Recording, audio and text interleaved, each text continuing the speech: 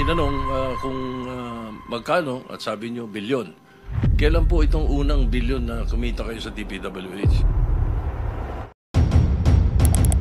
And all of this, ang pagkakaalam nga namin, ang may-ari nito ay sila Mrs. Diskaya. Ano? And Mrs. Diskaya is here. So, pwede po bang, Mrs. Diskaya, pwede po bang ibalita nyo sa amin, ikwento nyo sa amin yung mga napanood namin sa inyo sa television na sinasabi ninyo. Kailan po kayo unang nagkaroon ay kumita ng bilyon sa construction industry? Anong taon po yun? Good morning po. Bilyon po. Opo.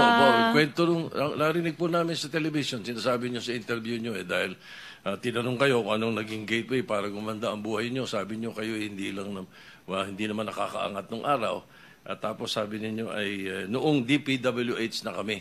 Yun po yung sagot ninyo So, at tinanong kung magkano at sabi nyo bilyon.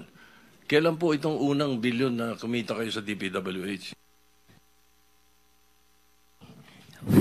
For the knowledge of everyone, so St. Gerard, Alpha and Omega, we have been in the construction business for 23 years.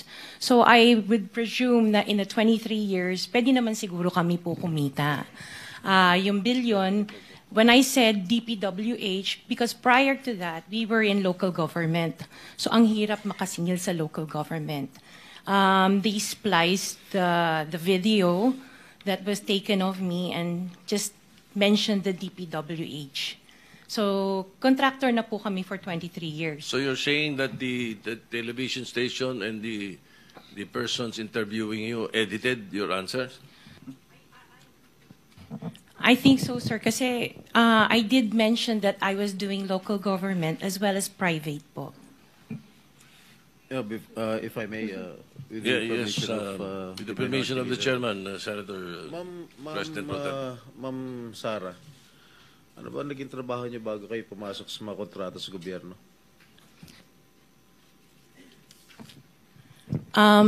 My father was a contractor before. Nangongontrata rin pero siya? yes po, Nangongontrata rin sa for DPWH? LGU po. LGU, and then ako I worked sa ibang bansa. Yun po. Anong work mo sa ibang bansa? I was a dental receptionist and an orthodontic nurse. So you are a doctor?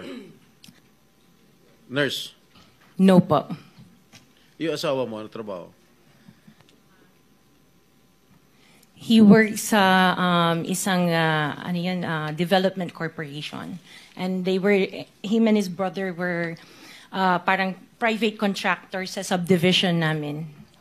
Paano kayo, how were you enticed to join the mga kontrata sa DPWH? Who influenced you?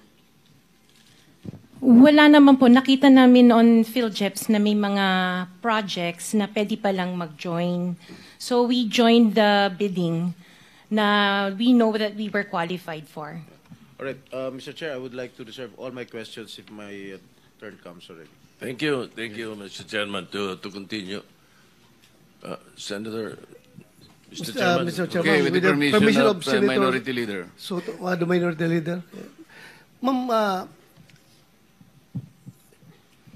very clear man yun sa video na sinabi mo.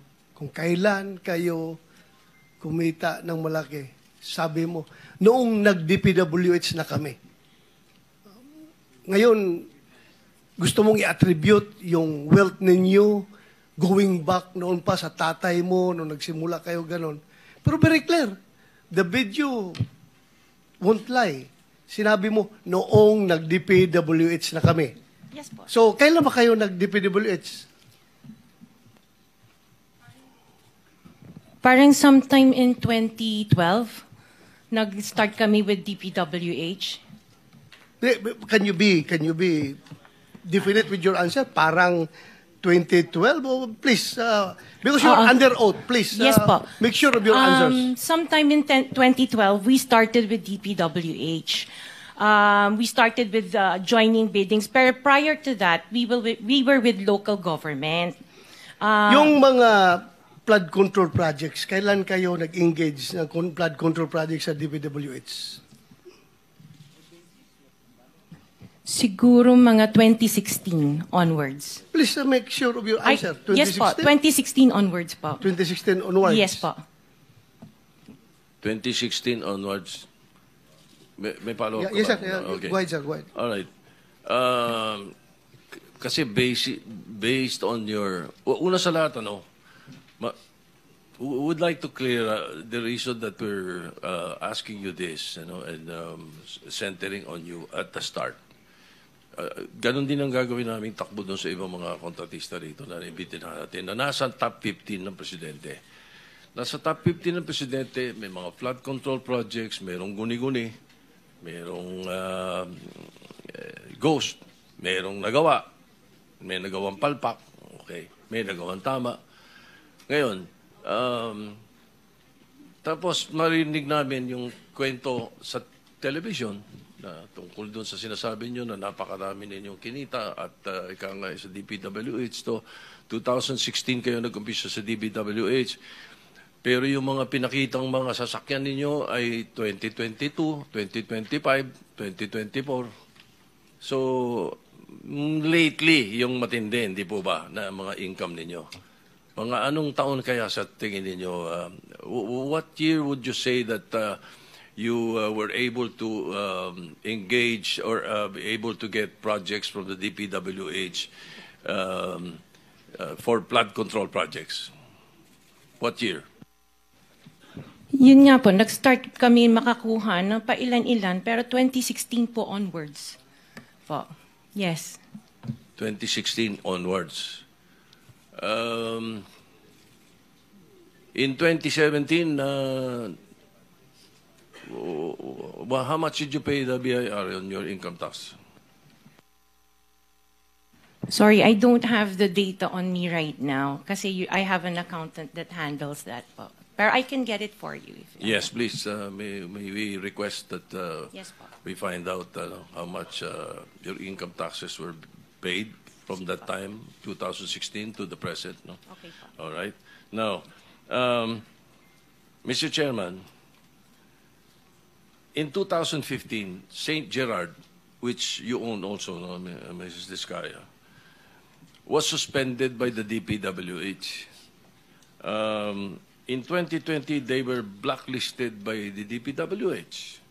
However, St. Gerard's pickup license was renewed and is valid from July 1, 2023 to January 28, 2026. For St. Timothy, which you also own, it was found out by the President that the 2023 Bulacan River project amounting to 96.4 million was deemed completed even in more than 200 meters of revetment were not built. St. Timothy's pickup license was also renewed 2025 to 2027.